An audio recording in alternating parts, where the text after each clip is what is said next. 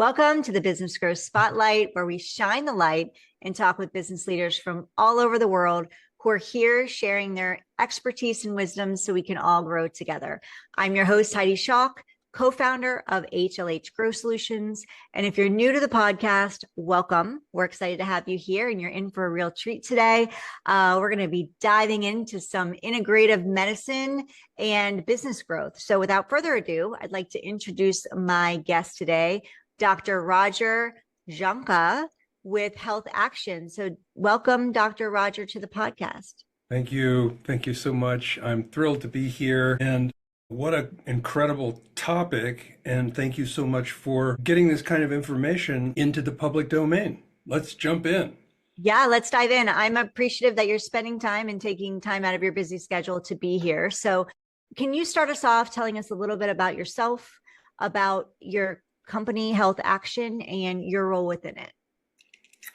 Absolutely. So I think probably the root of this company, Health Action, sometimes called Health Action Synergies, goes all the way back to the fact that my dad died from cancer when I was 10 years old. And, that got my attention, of course. And I never really thought of it as like a big motivator, but as a more mature person, as I look back and I realize what I'm doing and what is really, turns me on, shall we say, or excites me or brings about motivation and enthusiasm, is the whole idea that people actually have capacity, internally generated capacity for maximizing well-being that comes into, shall we say, sharp contrast with the, shall we say, cultural norm, which is to believe that if I have any kind of, shall we say, a sense of a health challenge, that I'm going to say to myself, it's impossible that I could know enough. And therefore, I'm going to ask somebody else. And then the somebody else's that we ask, usually we default to our physician community, although more and more and more, we are defaulting to our health coaches, our Tai Chi teachers, our acupuncturists, our osteopaths and chiropractors, our naturopaths, our homeopaths, our nutrition counselors, because actually these are the people who are educated in how to, shall we say, turn on the natural capacity for health maximization, or if you want to call it healing, within our own being. And so I'll just add by saying that I didn't figure this all out. It all happened very spontaneously. Was offered the opportunity to study Chinese medicine in Hawaii. So shall I go to Hawaii? Answer, absolutely. And I was stunned, overwhelmingly stunned and thrilled to find what it is that Chinese medicine is based on, which is the same thing as what in the Western world we would call naturopathic medicine, all of the kind of, shall we say, integrative medicine, holistic medicine, functional medicine, and the emergence of this, shall we say, body of information, we'll just call it a body of information, that proves that the human system is actually making medicine all day, every day. And what that means in terms of our everything, our nutrition, our sleep, our mitochondria, our neurotransmitters, our immune system, our resiliency, to navigate stress. It's just amazing. Thank you for sharing all of that in your background and how you got started. Many times when we whatever field we go into or we start a business, it stems from something we've been through personally or something that's affected us in life. And from what you're sharing, one, I'm sorry for your father, for the loss of your father. And it's also fantastic and lovely to see how so many people are benefiting from you learning how to help others navigate through challenges that they're having with their health. So I want to talk about preventative care and integrative medicine because it's been talked about for decades, but adoption isn't really that quick. Like we talk about it, but it's still the adoption still lacks as far as everybody like learning about it or jumping on board. So why is that? Why is it still slow for people to jump in, want to learn more, or even utilize integrative medicine? Yeah, what a beautiful question. And what a sorry answer it will be. What happens is that socially and commercially and scientifically and in the realm of policy, the human race has become addicted to convenience. And I was alive when mom stopped cooking.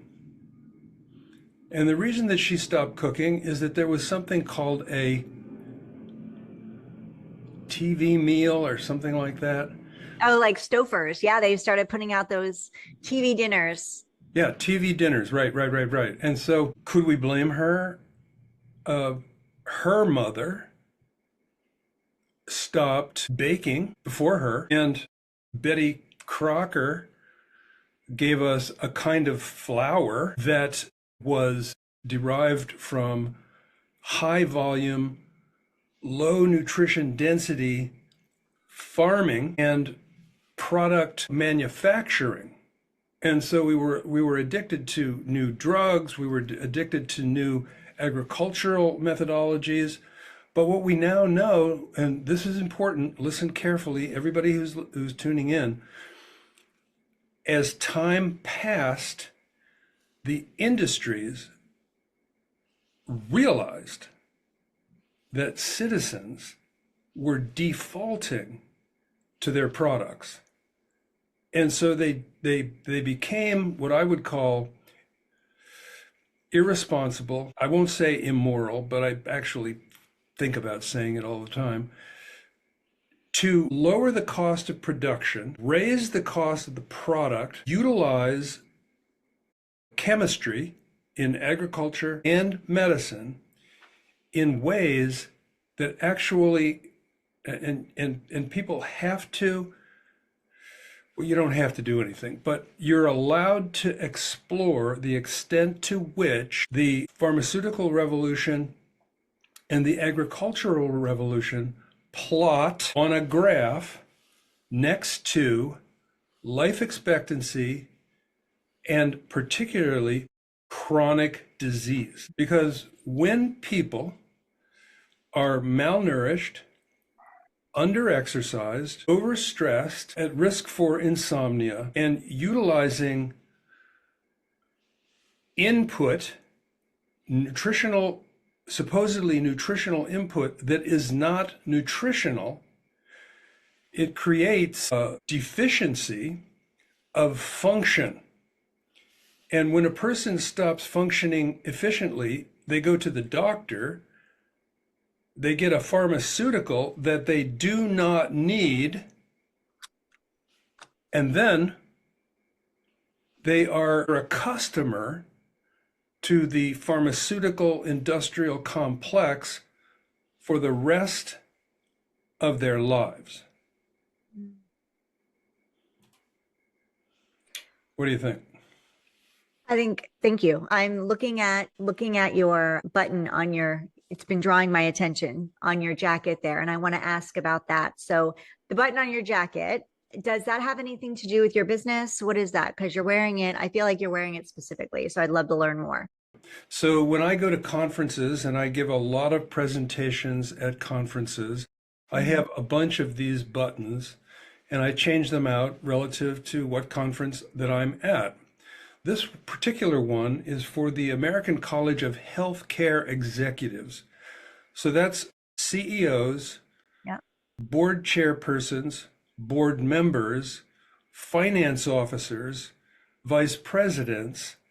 And so the highest level of the managerial class of the what many people sadly call the healthcare system. The healthcare system talks a lot about well-being. And when they make their mission statements, which they put in a plaque on the front of their hospitals, it often says, our organization is the most important healthcare institution in our region.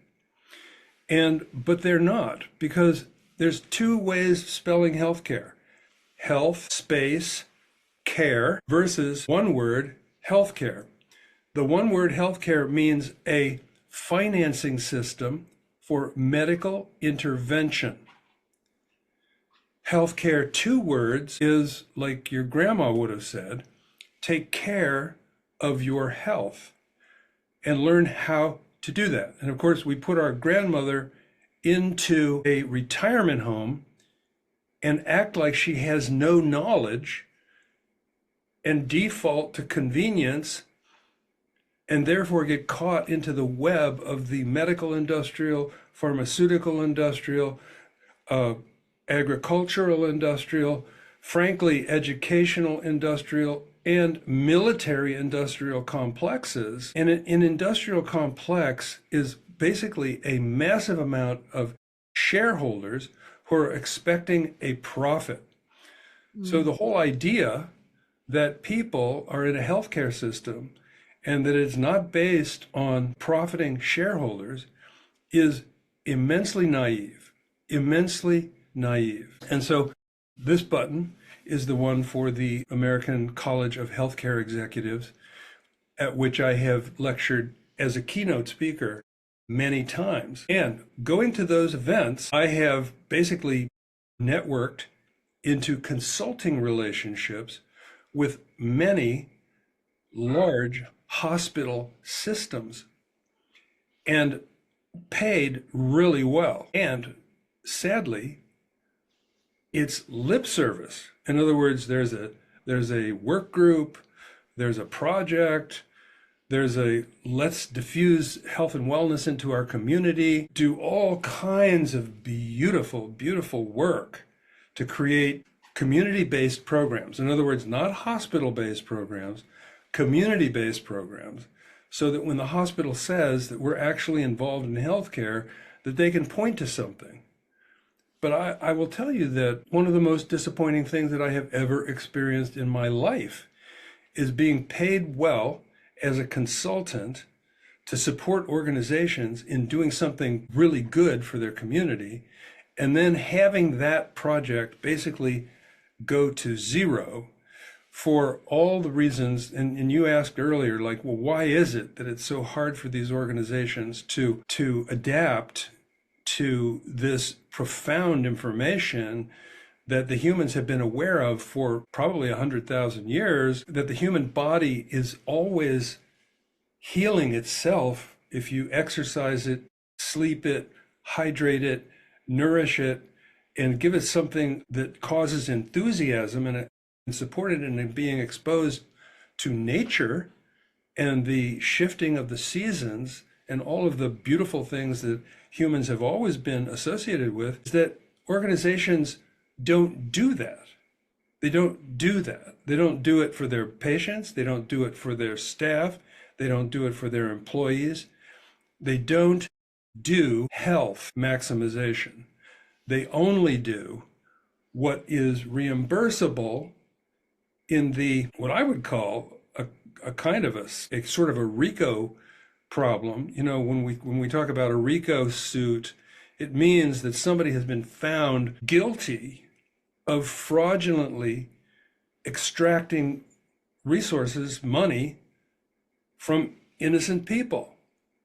And so I think we're probably going to start to see some of those kinds of suits happening. But the point is that the people who are being paid to be the executives and the chairpersons and so forth, they're all basically, I don't know if it's purposeful or mean-spirited. I don't think it is. Typically, the board members of a hospital are lovely elder women and gentlemen who have a lot of money and have some portion of the hospital named after them and so forth. You know, it's just very, very, very, very, very tragic. And I think, well, I don't think, I know that my business is to support organizations, including hospitals and healthcare systems, corporations. We do a lot of work with the Veterans Administration, the National Council on Aging, the YMCA, and multiple school systems and small and large corporations in getting a hold of themselves to actually reveal, study up into, and reveal the immense financial benefit of disassociating from the industrial complexes. And it's hard for a lot of board members, doctors, and healthcare decision makers because they are receiving benefit from those relationships in some way or another. Or either they're receiving benefits or they're just naive and they don't know what's happening. Yeah, it's definitely financially driven. So let's talk about that a little bit, and the cost of medical insurance. So Dr. Roger, how are you seeing the rising cost of medical insurance affecting patient behavior? And if it is, are these high insurance costs pushing more people towards preventative and integrative services and approaches? Yeah, good. So believe this or not, my earliest presentations to, I've presented to the American Medical Association. I've presented to the American Hospital Association. These are the tip top of what we call healthcare. And the first keynote lecture that I gave, I remember the slide. I still show it. At that time, I was showing the sharp rise in the annual cost of healthcare or medical care in the United States. And the number in 1995, following a sharp rise, was 400 billion. Now, today, the amount that is being spoken by people who are in the trade, and it's not just the Health and Human Services, but it's also think tanks that do this kind of research and make predictions about markets. Currently, it's, now remember, 1995, it's right around 2025. So that's 20, is that 20 years or 30 years? Yeah, 20 years, 30 years. So 30 years. it's 5 trillion, not 5 billion, not 400 billion, not 900 billion, not even 1 trillion, 5 trillion. It's ridiculous. The hospital, one of the hospitals that I have consulted for, they tore the whole hospital down, built a new one, while I was consulting them on wellness, and they didn't even design into the hospital a space where a wellness class could take place. I mean, this is just reporting from the field. So now let's look at 5 trillion, the statistics on preventable chronic disease. So in other words, what percentage of all medical expenses is devoted to preventable chronic disease? And the answer is over 80%. So if you go to your AI and you put in what is the percentage of the annual healthcare costs, medical costs, that are spent in doctor visits, surgeries, pharmaceutical products, and medical equipment, and so forth, that are instituted as a procedure for a person with a preventable chronic disease. So it's around 80%. Some people say 75, some people say 90. We'll just round it to, let's just say 80. So what is 80% of 5 trillion? it's at least 4 trillion. And so what would our society do? What would your company do? What would your school system do? What would your university do? What would the Veterans Administration do with a savings of 80%?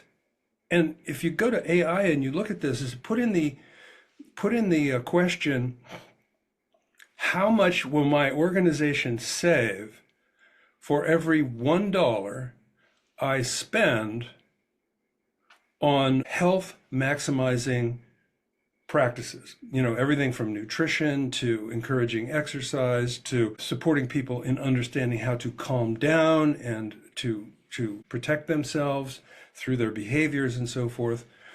And the answer to that is that for every $1 spent, there is a mountain of research that says that an organization or a company or a school system or the Veterans Administration, and they have lots and lots of research in the Veterans Administration on this because they've been doing their whole health program, of which my organization, Health Action, has done a lot of contracts with the VA. They're doing a lot of research, a lot of outcomes measurement to show that for every dollar spent on wellness or health maximization or stress mastery or, you know, any of those kinds of things, that the amount of dollars saved is at least 3 in a lot of cases, in a lot of research. Ask AI to do some research on this, up to $6. So if you were in the stock market and you put your money onto something that annually gave you $6 back, if you put $1, so you put $100, you're going to get $600 back. The business case for getting over our addiction to, you know, all of these expenses, which are preventable, I mean, it's just thrilling. And I can't, it's hard for me to articulate how rewarding it has been for me and my colleagues who work with Health Action. You know, we train organizations to disseminate these empowerment procedures into their employee groups or their constituencies or their students or however that works. And there's just like nothing more rewarding than finding out that a program that we have done has been associated with people who testify that they, you know, they thought they were going to die of cancer and they didn't. They thought that they were going to have to take insulin for the rest of their lives and they don't. And the fact that they were stressed out and losing their capacity for cognitive efficiency, and then to regain that efficiency, there is just like, there's nothing that I can imagine that would be more satisfying than being in this business. And all of my colleagues are health maximization consultants. And so it's kind of like, you know, when you go to a party and everybody's talking small talk because they can't really connect on their most profound motivations. When I get together with my colleagues, it's like being with like a sports team or something, or that we're all just way up into, you know, shaking the champagne bottle and spraying it all over everybody because it's so rewarding. So you mentioned a lot there. And one word stood out to me amongst others, but we're going to dive into this real quick before I want you to share more about what you all do, who you serve, who you help. AI.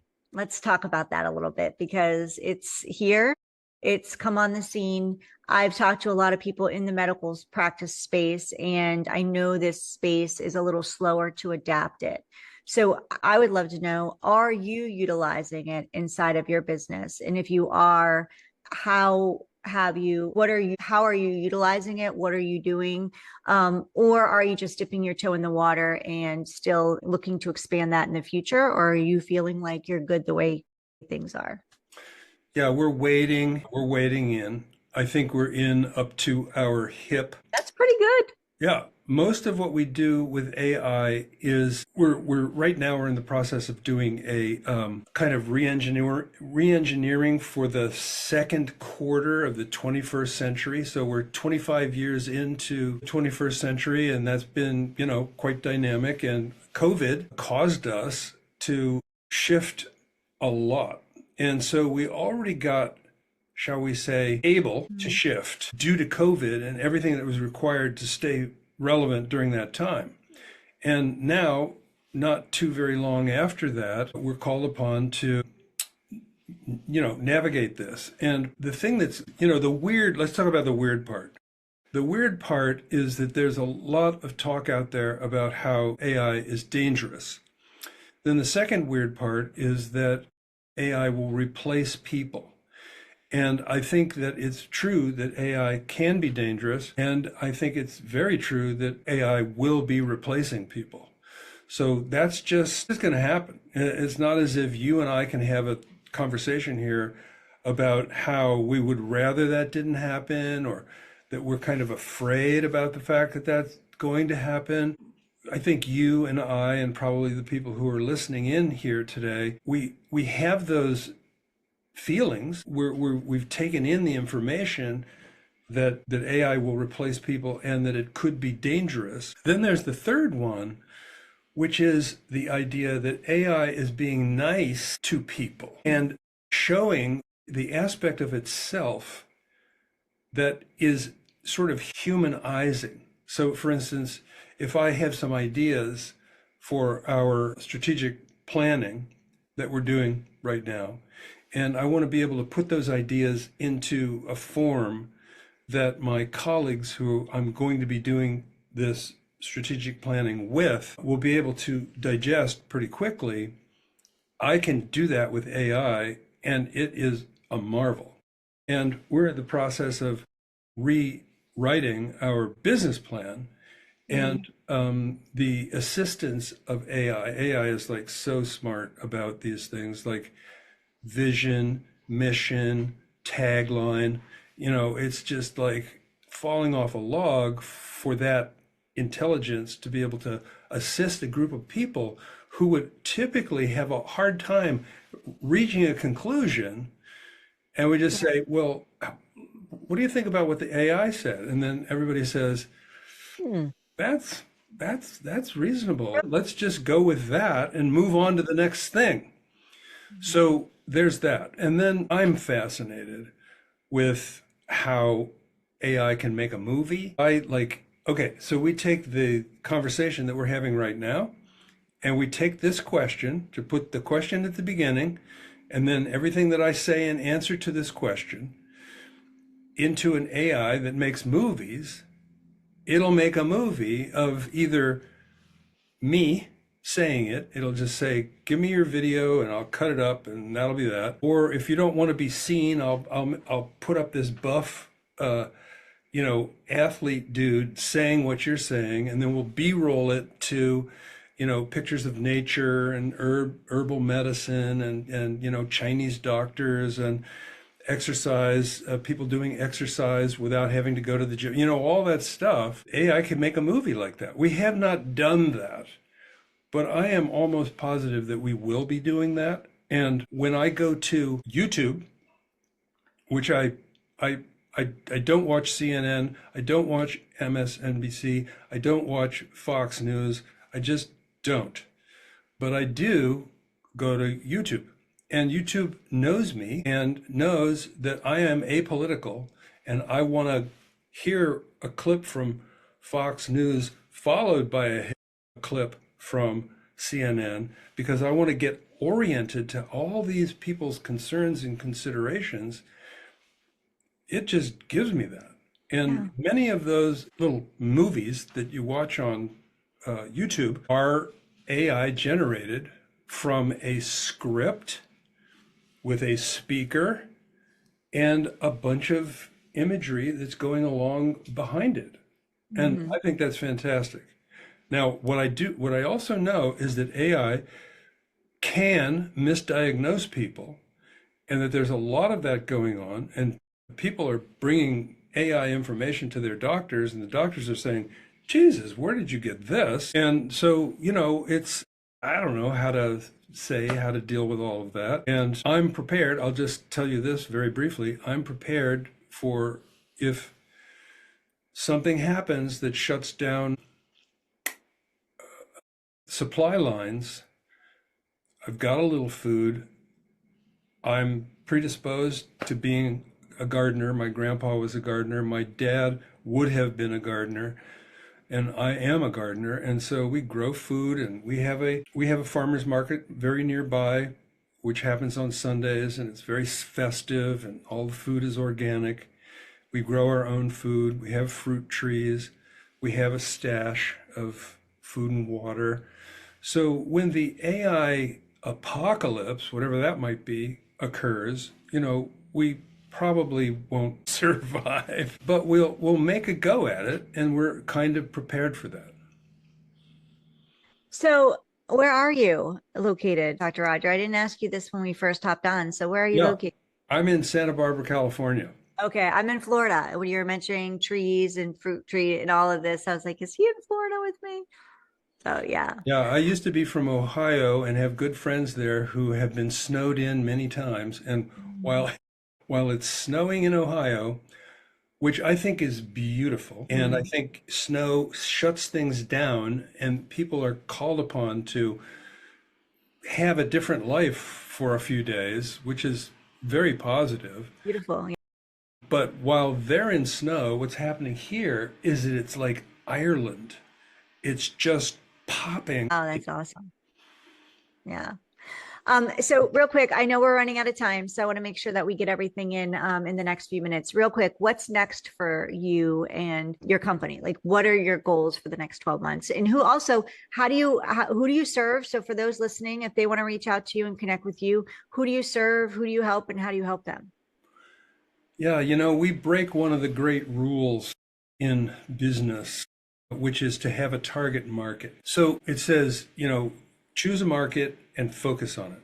Yeah. Well, this business has existed for over 35 years. We've never had any debt, and we're still here. So if businesses terminate in 5 years, then we outlived that by a really long time. So we help people all the way from people who aspire to be a coach or who aspire to be a kind of a wellness consultant, like entrepreneurially.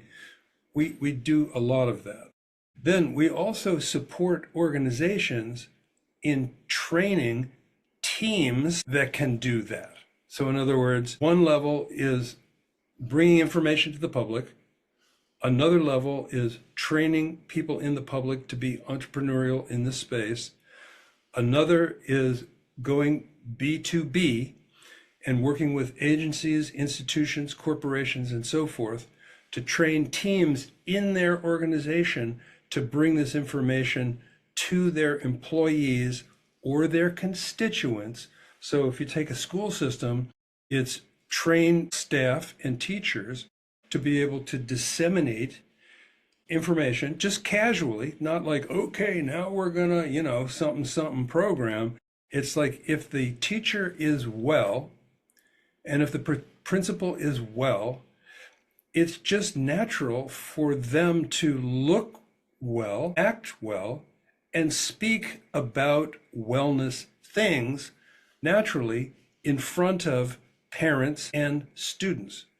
And so direct to the public information, direct to the public training coaches and practice leaders who then go to the public, and then working with agencies, institutions, and corporations to train people in their organization. We're happy to do one-off information exchanges, but the real power is training people in the organization to actually prioritize thinking about what our organization is shaped like, targeting who would be the primary people to train in wellness or health maximization or productivity management or team building or anything else that you want to call it. so that the language and the behavior, like you go to the water, you're standing at the water cooler, you're getting a little drink, or you're in the coffee breakout room, and the person says, instead of saying, hey, what about those, Knicks or Raiders or Patriots or whoever the team is, or your favorite TV drama, say, what did you do this weekend that was a part of how you are so radiant? And then the other person says, oh, I went canoeing on the lake where my grandpa, etc. It's just like filled with all kinds of neurotransmitters, oxytocin and serotonin and endorphin and so forth. It's just a very powerful concept of weaving language and behavior into populations. That's what we do. And so we're not just working with old people. We're not just working with soldiers. We're not just working with teachers. We're not just working with entrepreneurs. We're not just working with coaches. We're not just working with consultants. And so we've broken that rule that says you have to become small and focused. And it's such a joy, because frankly, for me, my emotional, intellectual self, it just doesn't want to do that, can't do that, and has found that it's not necessary to do that. Well, if you all for those of you listening and watching us on YouTube, Dr. Jahnke and I say thank you and hello. We're excited for you to be here with us. Please share this episode if you know anybody that would benefit from hearing from Dr. Jahnke today and learning more about his company and website. You can go to Health Action. Go visit it. And also please share this episode. Please share this episode with anyone that you think would benefit from hearing him, from his sharing his wisdom and expertise with us, as well as learning more about maybe something that maybe they've had a health issue and they could use support on it. Please send them his way. Also, if you're listening to us on your favorite podcast platform, we're grateful. We appreciate it. Thank you. If you're so inclined, we'd love a review, preferably 5 stars. That helps the platform push out this episode and everything that Dr. Jahnke has been sharing with us today to more of the listeners out there. Before we wrap up, I thank you for your time. First of all, I want to say thank you. I know you're a busy man. I thank you for sharing your wisdom and everything that you've been here with us today and for sharing your time with us. Mm-hmm. Is there anything that you'd like to share? Oh, and we'll also have his social media links and all of that inside the show notes as well, that you can grab them. Is there anything that you'd like to share or that I didn't get to ask you or we didn't touch on today before we wrap up? Yeah, let's just keep it very simple and allow me to say that you, whoever you are encouraged. Courage is right there. Courage. You are encouraged to believe in the inherent power of your own being. And that translates into what we call the healer within or the medicine within. And that translates into being well, productive, and not so freaked out. So yeah, contact me. My email address will probably be in the show notes, and you can feel free to share it now too. Sure. Okay. Well, let's see. What's the best way? I think let's just go with healthaction.net. That's easy to remember.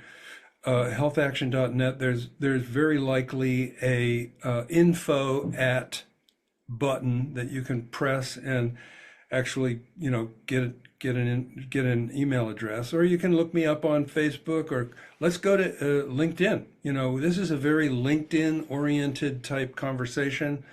Let's meet there. I've been on LinkedIn for a really long time. So I look forward to every conversation that arises among you and anybody that you might talk to, and definitely any conversation that might arise between myself and yourself. Perfect.